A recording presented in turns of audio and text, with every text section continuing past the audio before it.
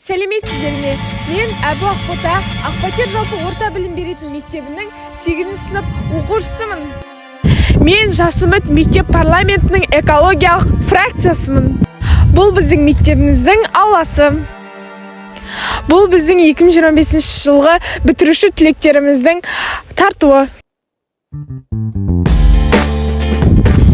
Ауламыздың теректері, мектеп алма бағы,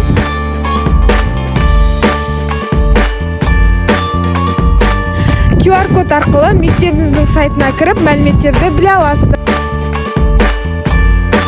Бақша егу жүрекпен жасалатын өнер.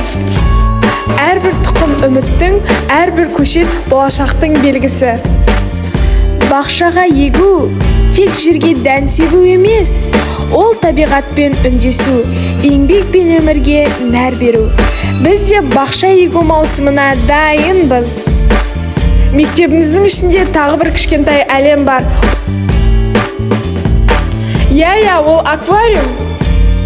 Оның ішіндегі жүзіп жүрген балықтар судың сұлулығы мен табиғаттың әсемдігін бейнелейді.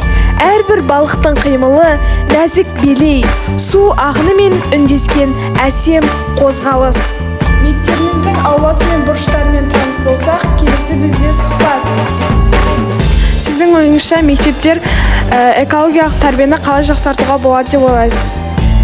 Біріншіден, мектептегі экологиялық тәрбие ол өсіп жатқан жас ұрпақтың табиғатқа деген саналы көзқарасын қалыптастырудың маңызды жолы. Екіншіден, әртүрлі іс-шаралар өткізу, сонымен қатар әртүрлі жобаларға қатысу.